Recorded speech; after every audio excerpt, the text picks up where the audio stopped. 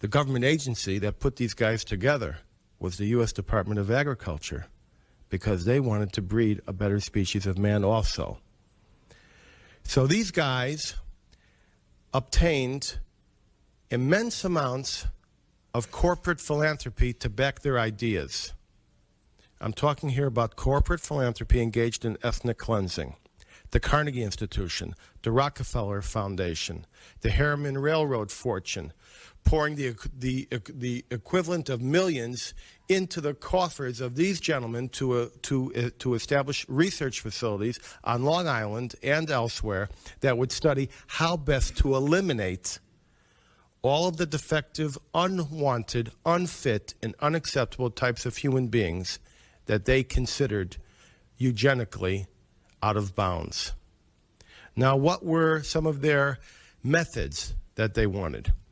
The first method that they thought about, one of the first, was gas chambers, public gas chambers. Now, remember, we're talking about the first 20 years of the 20th century, and they thought that the best idea was to march these guys into public gas chambers in groups, organized on a township or a county or a village basis, and within a period of time, these guys would disappear.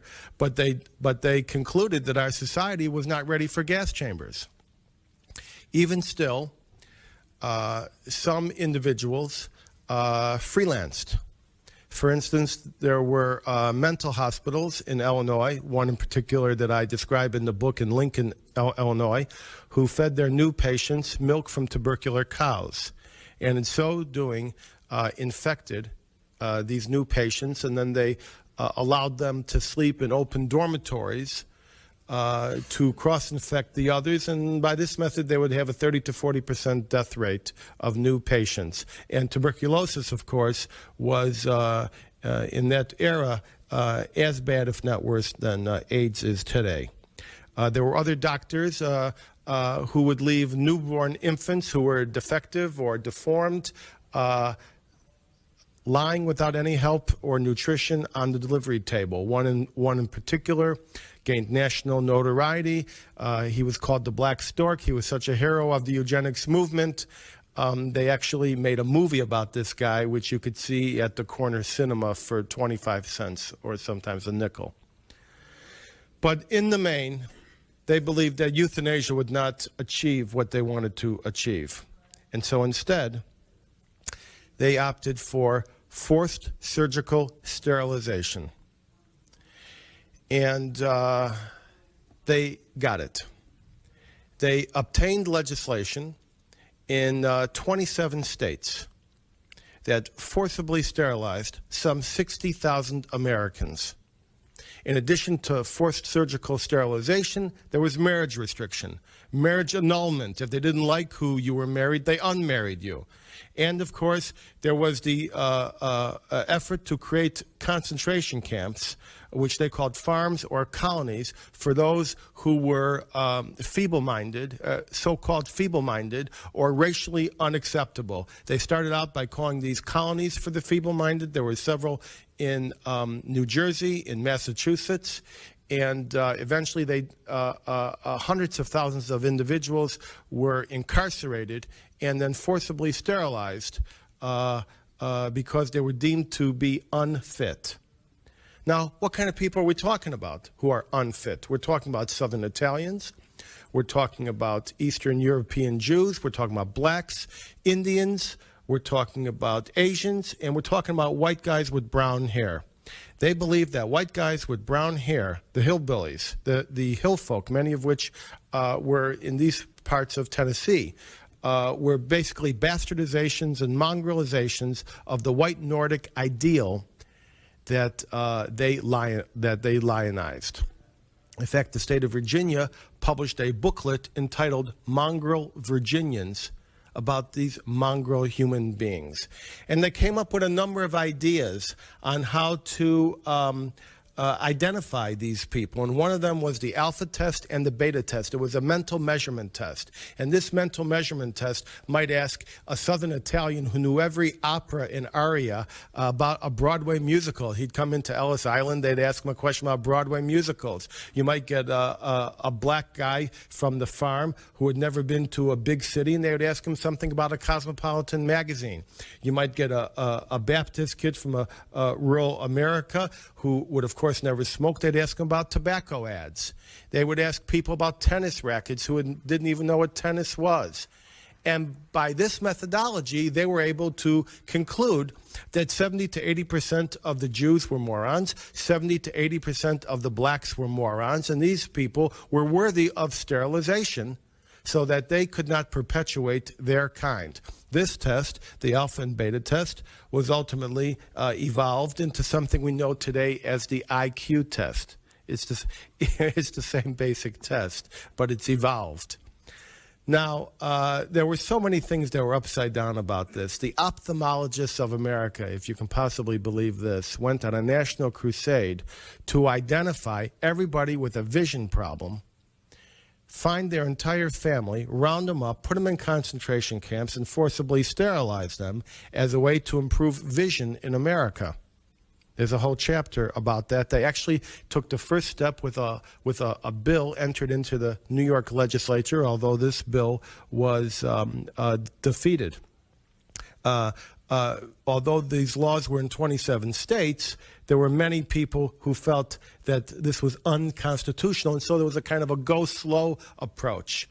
And so a fraudulent collusive lawsuit was created in Virginia for the purpose of making eugenics a test case.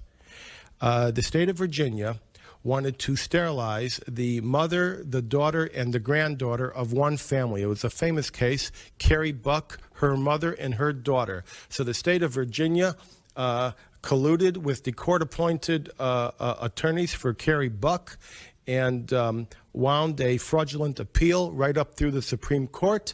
And Oliver Wendell Holmes, who was a staunch eugenicist, ruled for the majority that it is better for all the world, that's a quote, that these 3 generations be sterilized. Quote, 3 generations of imbeciles are enough. And in so doing, opened the floodgates. And ultimately, as I said, some 60,000 Americans were forcibly sterilized, many without even knowing it. Some, they said, were voluntarily sterilized. They would get some girl from the hills of Virginia or Kentucky or Tennessee, and they would ask her, hi, honey, do you like the movies? Do you like the cartoons? She'd say, yeah, I do. Do you mind if we do something to help out your health? She'd say, sure. And they say, fine, voluntary sterilization. Ultimately, this was not only national policy enshrined in legislation in 27 states, it became the law of the land. And backing it up was fake science and fake academics from the highest corridors of Harvard, Yale, Stanford, and Princeton. It was the greatest of our universities that provided the sham science to back up these racists. Now, just so you understand, we are not talking about a bunch of guys running around in a pickup truck with a Confederate flag behind them and a gun rack in the back window. We're talking about the brightest and the best, the elite, about the greatest America had to offer. And all these laws were endorsed and debated by 27 legislatures in 27 states. This was not an isolated matter. This was not a matter that never went into to implementation. It was a national attempt to engage in ethnic cleansing, and it was supported by corporate philanthropy. Now, it wasn't enough to do this in the United States. These guys, the American Eugenics movement, wanted to do this worldwide. And so the Carnegie Institution began to sponsor pseudoscientific medical journals, international congresses, and research fellowships around the world, especially in Europe, to proliferate our ideas into other countries. And we did this successfully, getting cohorts of American Eugenics to sponsor legislation in Canada, in Belgium, in Scandinavia, and a particular pet project of the American Eugenics movement was Germany. And they successfully transplanted American ideas of eugenics into Germany into the 20s and ultimately the 30s. And in the 20s, it came to the attention of a guy called Adolf Hitler. And Adolf Hitler studied American eugenics, American eugenic laws, and American eugenic theories, and he conceded openly that he admired them. He admired them. And he took his pre-existing racism, his pre-existing anti-Semitism, and wrapped it in the idea of eugenics to scientize and medicalize his theories, and then switched the word Nordic race with Aryan race to create the Nazi quest for the master race. And he even acknowledged in fan mail to American eugenicists, such as one to Madison Grant, America's chief racist, from the American Museum of Natural History, when he said, "Your book is my Bible." And so I've been writing about the Holocaust for 35 years, and I finally understood what Nazism and the Holocaust was about. I've always said you can document it, but you'll never explain it. But if we listen to the words of Hitler and his inner circle in a common phrase that they used, he said, National Socialism is nothing but applied biology. And so it seems that even more than a war of territorial conquest and economic plunder, this was a eugenic war, a biological war backed up by a genocidal military. And in fact, the Rockefeller Foundation spent millions to build eugenic institutions from the ground up. And one of the institutions that they were building from the ground up was controlled by a guy called Ottmar Freiherr Verschuur. And Verschuur, we might say, was the chief Nazi eugenicist. And Verschuur received grants from Rockefeller. And Verschuur had an interest in twins. In fact, twin research was the holy grail of research for the eugenics movement, because with twins, you could unlock the mysteries of defective reproduction. And with twins, you could reveal the secret of multiplication of the master race. And Verschuur had an assistant, and the assistant's name was Josef Mengele. And Verschuur sent Mengele into Auschwitz to finish the program originally started and funded by Rockefeller. And so millions of Jews and Gypsies and other Europeans were unloaded, boxcar after boxcar, into Auschwitz amongst terror and noise. And the one word they each heard twice was the word twins. We want twins. And these twins were gathered, and horrible experiments were done on them. Horrible. They were fused together, their veins were tied together, their eyeballs were experimented with. They were given terrible viruses, painful injections in the eyes. And we have spent a half a century trying to understand the unfathomable nightmare experiments of Josef Mengele. But every American eugenicist understood what a Mengele would do, because every day Mengele worked on his scientific reports, his clinical autopsies, and dispatched them 2 or 3 times each week to his boss, Verschuur. In fact, after the Holocaust, Verschuur was actually welcomed back into the fold of scientific fellowship by his colleagues in California. Now, after the Holocaust at Nuremberg, eugenics was deemed to be an act of genocide, a crime against humanity, and the Americans went underground, and the Germans on trial quoted the words of Oliver Wendell Holmes in their own defense. They entered the California statutes, and California at all times was the state where 1/2 to 1/3 of all sterilizations took place. And they were found guilty. And then the Americans changed the name of American eugenics to human genetics. Same guys, same buildings, same philanthropic funds, same laboratories. And over the span of 1 or 2 generations, this science of human genetics has evolved into the modern science of human engineering that we know today, which is peopled by sensitive scientists who are trying to improve mankind and fight disease, and we certainly welcome and invite every genetic miracle that we can have. But now there's a resurgence of the same impulse that caused eugenics in the first place. I'm speaking of newgenics. The difference of this fourth industrial revolution is it doesn't change what you are doing. It changes you. If you take genetic editing, right.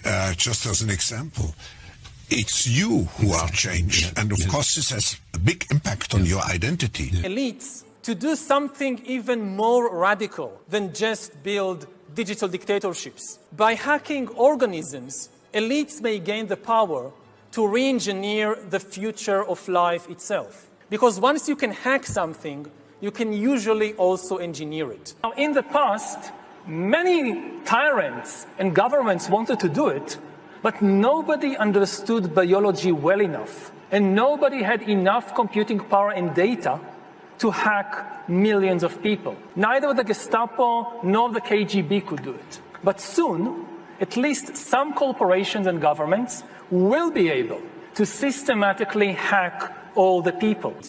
We succeed in hacking and engineering life. This will be not just the greatest revolution in the history of humanity. This will be the greatest revolution in biology since the very beginning of life 4 billion years ago. For 4 billion years, nothing fundamental changed. Evolution by natural selection with evolution by intelligent design. Not the intelligent design of some god above the clouds, but our intelligent design and the intelligent design of our clouds. The IBM cloud, the Microsoft cloud, these are the new driving forces of evolution. Today, we have the technology to hack human beings on a massive scale. In this time of crisis, you have to follow science. It's often said that you should never allow a good crisis to go to waste. Humans are now hackable animals. You know, the whole idea that humans have, they have this soul or spirit and they have free will and nobody knows what's happening inside me. So whatever I choose, whether in the election or whether in the supermarket, this is my free will, that's over. Dopamine-driven feedback loops that we have created are destroying how society works. No civil discourse, no cooperation, misinformation, mistruth. It's a really, really bad state of affairs. And we compound the problem, right? We curate our lives around this perceived sense of perfection. But it's because they're hacking people's brains and programming them to get hooked into this technology and stay on it for as long as possible via this release of short-term dopamine-driven feedback loops. It just keeps you on like an addict. We call it in the trade the dopamine hit.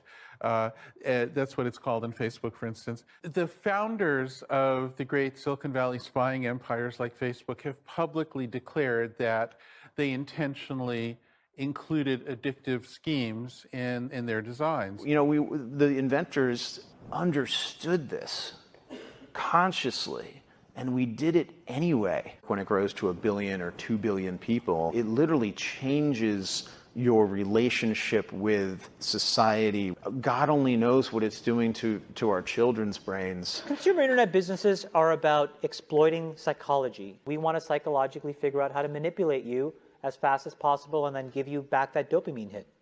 We did that brilliantly at Facebook.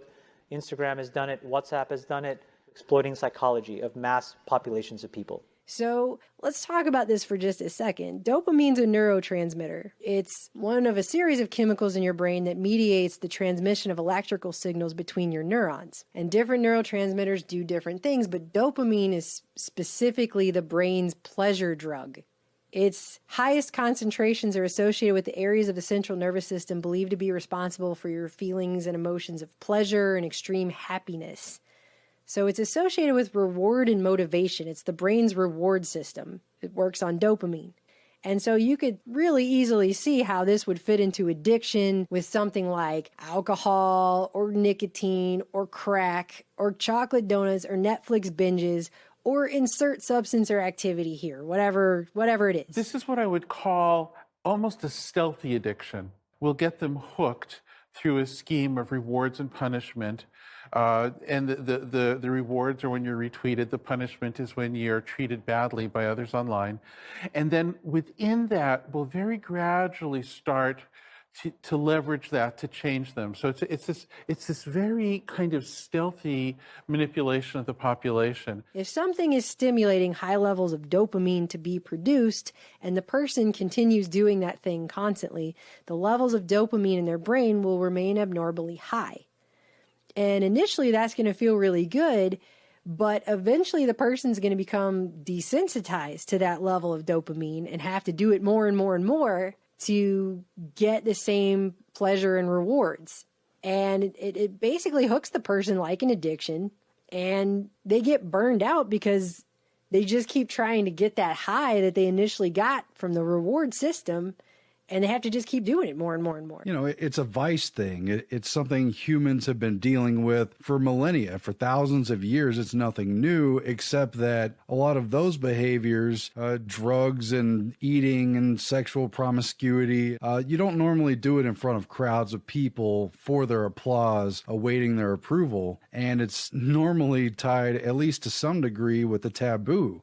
You know, I mean, we recognize people that have these problems, and it generally doesn't affect everyone. But now all of a sudden we have a technology that everyone is using. Kids are using it. Old people are using it. Adults in general are doing their jobs on this stuff. Everyone is communicating and talking to each other through social media, and there's no taboo. And it's generally not recognized that this is an addictive behavior that's happening. You know, you wouldn't just mindlessly do drugs without thinking of the consequences, but you might use Facebook without thinking twice because it seems harmless, it seems blasé, and everyone he knows on there. Well, that's the thing. We're to the point now where they've done polls. The average American spends 24 hours a week online. And I don't think that counts people who work a job that's online also. I think the average person is spending at least one day out of every week fully 24 hours online. So that's how much it's being used. And 62% of people, at least in this study that they talked about at MIT Technology Review from January 2018, 62% say that the internet is important for maintaining social relationships. So they're not able to maintain their social relationships without it. And it is a point in time where people need to hard break from some of these tools and the things that you rely on. We all have never taken a step back and actually asked ourselves, how should we be interacting with these things now, 7 years into it? I can't control that. I can control my decisions, which is I don't use this shit. I can control my kids' decisions, which is they're not allowed to use this shit. But everybody else has to soul search a little bit more about what you're willing to do, because your behaviors, you don't realize it, but you are being programmed. So this has become enmeshed in society. You can't, I mean, if you want to be a functioning member of modern society in many ways, You have to use the internet. It's part of it. But what these people are saying when they speak of dopamine is essentially saying that your brain, through the use of algorithms on these platforms, the way they've been set up to take as much of your time as possible, to get as much data out of you as possible, and to keep you coming back for that dopamine hit, what they're basically saying is they have hijacked your brain. A former Google product manager came out and told 60 Minutes that some of the programmers in Silicon Valley actually call it brain hacking. And then he referred to his cell phone as a slot machine. And he says, every time I check my phone, I'm playing the slot machine to see what did I get? What likes did I get? What notifications did I get? He says this is one way to hijack people's minds and create and form a habit. So you make it so that someone's pulling a lever and sometimes they get an exciting reward. The pigeon was studied in a uniform box, one it quickly grew used to. The pigeon learned that pecking the disc produced a reward. Then the behavior of pecking could be studied in relation to how often that reward was offered. The main thing is what we call schedules of reinforcement. A reward occurs every now and then when a pigeon does something, but you don't reinforce every time. You're perhaps every 10th time, or perhaps only once every minute or something like that. It's a design technique that's been embedded inside of all of these products, inside of all of this social media. In fact, it came out that Instagram was actually doing a thing where they would withhold likes from people so that they would receive a larger bunch of likes later on for a larger burst of dopamine. They'd have people get disappointed because they'd post a photo or something and they wouldn't have hardly any likes. And so the initial negative outcome of being disappointed of not getting likes would then be priming their brain for the large burst of dopamine they would get when a huge bunch of likes suddenly came through. They're basically using a variable reward schedule on people the way they would do to rats in a science lab. One of the schedules which is very effective is what we call the variable ratio schedule, and that is at the heart of all gambling devices. People gamble because of the schedule of the reinforcement that follows, and this is true of all gambling systems. They all have variable ratios built into them. B.F. Skinner did it, and we showed it in The Minds of Men. James Old's experiment. You know, he was electrically stimulating the reward center of the rat's brain. In 1954, Olds created a reward map of the brain featuring locations where electrical stimulation caused mammals to come back for more. The reward map held true for rats, cats, monkeys, and humans. By 1961, James Olds made history after he implanted an electrode into the pleasure center of a lab rat's brain and conditioned it to trigger its own self-satisfying electrical stimulation. This is a device which trains the animal to turn on the stimulus for himself. And they showed that not only would the rat press the pedal over and over and over hundreds of times per minute, just like people do with their computer mice, but that rats in various experiments, they would starve and forego food. They would avoid sex in order to keep clicking on the button. They would even endure great pain. They would get shocks in order to keep pressing the lever. I will electrify the grid. The animal must cross an area that gives a very painful shock to the feet in order to get to the pedal and stimulate the brain. This shows a rat is willing to pay a very high price in order to get to the pedal. And they would do it until they died. So none of the other survival instincts overrode or kicked in. And that's how dangerous the dopamine-driven feedback loop is. The problem is that behaviorist techniques are often invisible to the person who's being manipulated. And this has a long history. This has been done for a long time. It used to be that the only way to be subjected to continuous observation and modification was to either be in an experiment, or you could join a cult, or you could be in an abusive relationship. I mean, this has been done before, and often the people who are in these situations do not realize it's happening to them. In fact, the whole point is that it's sneaky. And it's built into our communication. You're sitting there at the computer or standing around on your phone, and you're pushing buttons many times per minute over and over, and you're checking it. And when you have lull time, you're checking it again. And it's not only that behavior, but they're building in a system of social credit where your actual status in society, your worthiness to be lended money, your rating on Airbnb type of site or something is based on whether or not people approve of what you've done before. and it sort of follows you and tracks you and potentially haunts you. It's a mechanical approach to manipulating people, and because it's so algorithmic, it doesn't involve direct communication, and people don't get the cues to understand what's happening with them. I can control my kids' decisions, which is they're not allowed to use this shit. But everybody else has to soul search a little bit more about what you're willing to do, because your behaviors, you don't realize it, but you are being programmed.